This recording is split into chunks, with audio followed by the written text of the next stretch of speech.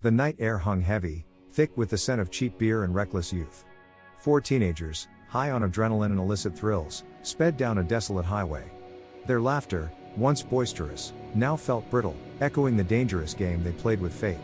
They were driving home from a party, the kind where inhibitions dissolved faster than ice in a warm drink, and now, the road ahead blurred through a haze of too much alcohol. Suddenly, a shadow detached itself from the inky blackness ahead. A lone figure, astride a motorcycle, cloaked in an ominous, all-consuming black.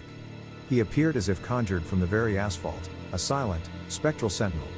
John, behind the wheel, his reflexes dulled by drink, saw him too late. A collective gasp, then a piercing scream from the passenger seat as Ellie's voice tore through the car's interior. "Oh no, we just hit him." The sickening thud reverberated through the chassis, a sound that would forever haunt their nightmares.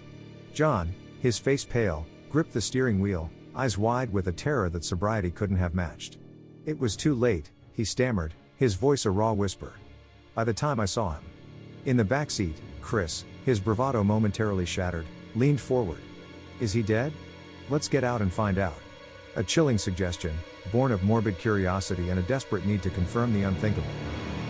They stumbled out of the car, the cool night air doing little to clear their addled minds. The scene before them was a tableau of horror. A mangled motorcycle, its chrome glinting malevolently under the sparse moonlight, and a still, broken form beside it. The man in black. No breath, no pulse. Just the cold, undeniable certainty of death. Chris, his voice trembling, finally uttered the words they all dreaded. "We need to call the cops." But John, the driver, his mind racing, saw only the abyss of consequences. "I don't want to go to jail, man. We've been drinking." His words hung in the air, heavy with self-preservation. Ellie, her face streaked with tears, echoed his despair. "What do we do?" Then, Ashley, who had been silent, her eyes wide with unshed tears, finally spoke, her voice barely a whisper. "I'm scared they're going to put us in prison." The fear was palpable, a suffocating blanket descending upon them. John, desperate, his moral compass spinning wildly, proposed the unthinkable.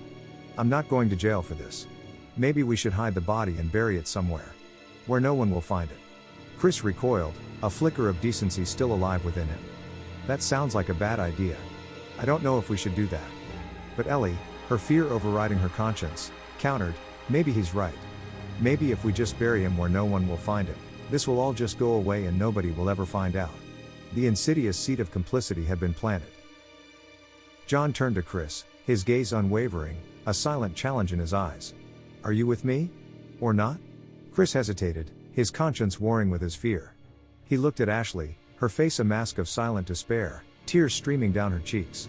He knew this was wrong, deeply, irrevocably wrong. But the alternative, prison, seemed equally terrifying. "Fine," he conceded, his voice barely audible. "But I don't feel good about this." Ashley remained silent, her tears a silent testament to her horror. Chris tried to offer a hollow comfort. "It's going to be all right. We'll get through this. Before long, people will forget about it. And quit looking." A lie, whispered into the chilling night. "Help me pick this guy up," John commanded, his voice now firm, almost manic. "And put him in the backseat." As Ashley sobbed uncontrollably, he barked at the girls, "Keep an eye out for other cars." Their hands trembling, approached the dead motorcyclist. His leather jacket, once sleek, was now torn, revealing glimpses of mangled flesh. They lifted his surprisingly heavy form, the coldness of his skin a shocking contrast to their own frantic warmth. They wrestled him into the back seat, his limbs unnaturally stiff, a grotesque passenger. They drove, the silence in the car punctuated only by Ashley muffled sobs and the hum of the engine. They ventured deeper into the desolate countryside, the headlights cutting through the oppressive darkness. Chris, his voice strained, finally broke the silence. "What are we going to use to dig the hole?" John, ever resourceful in his depravity, suggested, "Maybe we can use a giant stick. With a piece of metal tied to the end of it." Chris scoffed, "Sure, if we can find one." They pulled up to a remote, overgrown clearing, a place where the trees stood like skeletal sentinels, their branches clawing at the moonless sky. They got out, their flashlights cutting through the oppressive gloom, searching for a suitable digging tool. They found a thick, gnarled branch, sturdy enough for their grim task.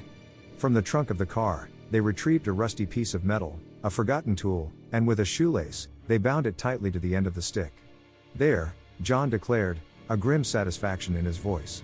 That should work. The digging was arduous, each scoop of earth a testament to their deepening complicity. The ground was hard, unyielding, as if resisting their sacrilege. Sweat mingled with fear on their brows. Finally, a shallow grave was carved into the earth. Then, with a chilling resolve, they dragged the motorcycle, its chrome glinting like a malevolent eye, and pushed it into the hole alongside its rider. The earth, once a witness to their crime, now became its silent accomplice. They buried them both, a desperate attempt to erase their sin, to hide the evidence beneath layers of dirt and denial.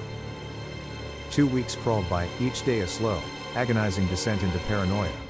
John, ever the pragmatist, began to believe they had gotten away with it. He rationalized that the man would simply be listed as a missing person, another statistic swallowed by the vast indifference of the world. Ellie, clinging to his false sense of security, started to believe the same. But for Ashley and Chris, the nightmare was far from over. Ashley, haunted by the man's lifeless eyes, found sleep in elusive torment. Nightmares, vivid and terrifying, plagued her, replaying the collision, the burial, the cold, dead stare of the motorcyclist. Her mental health, once robust, began to fray, unraveling thread by thread. Chris, though outwardly composed, felt a gnawing unease, a constant prickle of dread that refused to dissipate. He watched Ashley, her once vibrant spirit now dimmed, and a cold fear settled in his gut. Then, one night, a sound pierced the oppressive silence. John and Ellie, huddled together in their shared delusion of safety, heard it, the low, guttural rumble of a motorcycle engine outside John's house. Late at night. John, a flicker of unease in his eyes, went to the window. "Who is that?" Ellie whispered, her voice laced with apprehension. John peered into the darkness, his brow furrowed. "I don't know. There's no one out here." He tried to dismiss it, to convince himself it was just a trick of the wind, a phantom sound. "That's kind of weird," Ellie murmured, her unease growing. "Don't worry about it," John insisted, forcing a casual tone. "Let's go back inside." They did, but the unsettling sound lingered, a discordant note in the quiet night. A day later, the 4 teenagers gathered, their forced camaraderie strained by unspoken anxieties. John pulled Chris aside, his voice low, conspiratorial. "I heard a strange motorcycle outside my house last night. And when I went out there was no one there." Chris' eyes widened. "That's kind of weird. Because Ashley has been having nightmares about that night. And it's been messing with her mental health a little bit." A chill snaked down John's spine, but he quickly dismissed it. "That's weird. I'm sure it's nothing. She'll get over it." Chris, unconvinced, muttered, "Yeah, I hope so." Suddenly, the air outside grew heavy, charged with an unseen presence. That same, unmistakable motorcycle sound, a low, throbbing growl, vibrated through the very foundations of the house. They exchanged terrified glances, their faces paling. They rushed outside, their hearts hammering against their ribs, but saw nothing. The street was empty, bathed in the sickly glow of distant streetlights.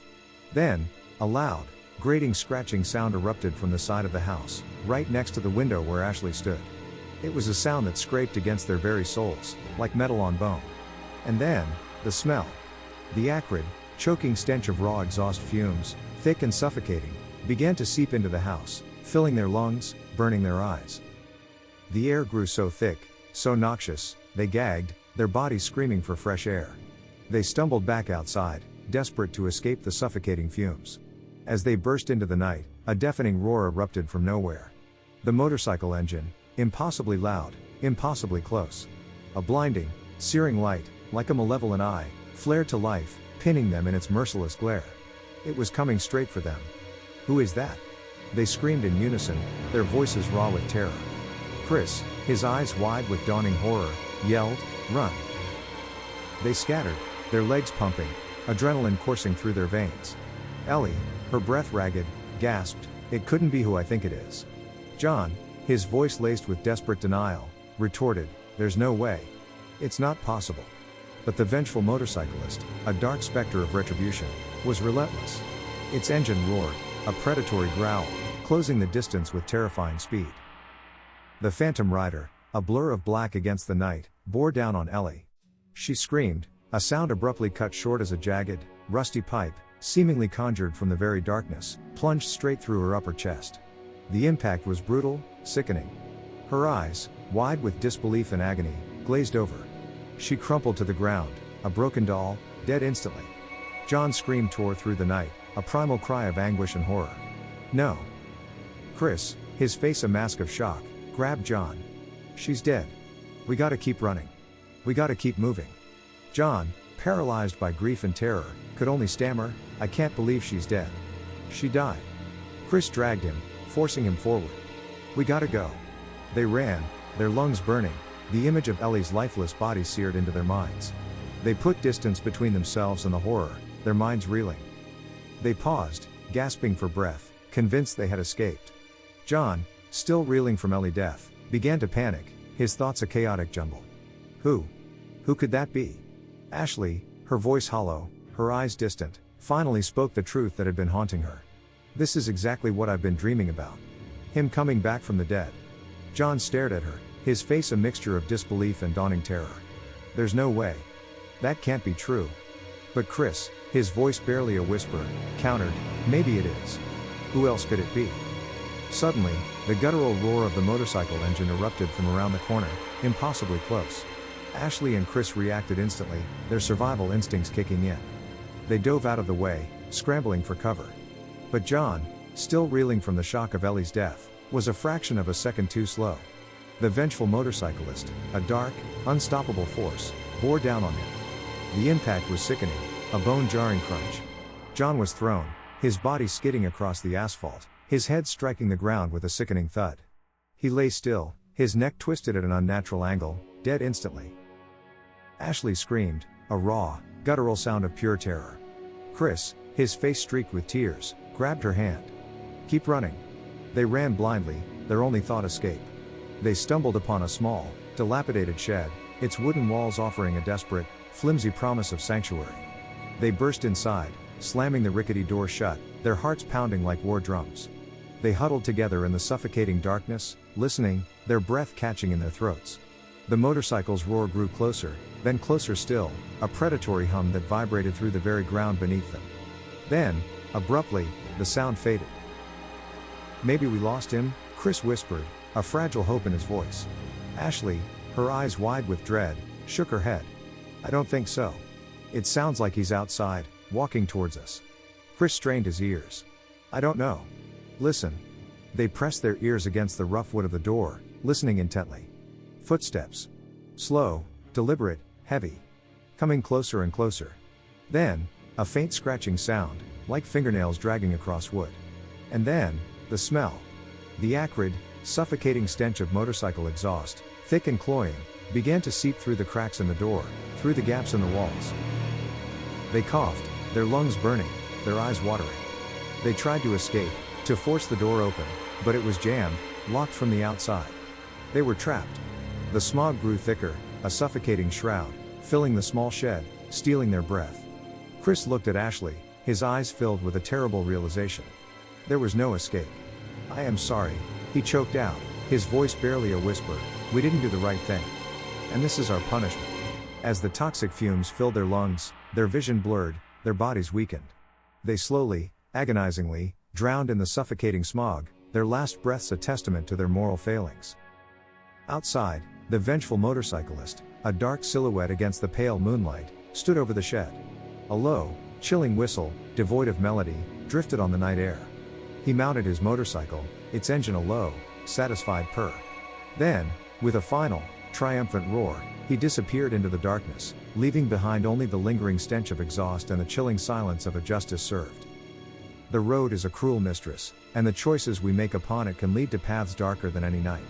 This chilling tale serves as a stark reminder that some debts, once incurred, demand a payment far greater than mere earthly consequence. The Phantom Rider, a specter of retribution, ensures that the scales of justice, though slow, always balance in the end. If this dark journey has gripped your soul, if the roar of the engine and the chill of the grave have resonated with your deepest fears, then join our legion of horror enthusiasts. Subscribe to our channel for more spine-tingling tales, hit that like button to show your allegiance to the shadows, and share this story with those brave enough to face the darkness. Let the legend of the Ghost Rider's reckoning spread, a moral warning whispered on the wind.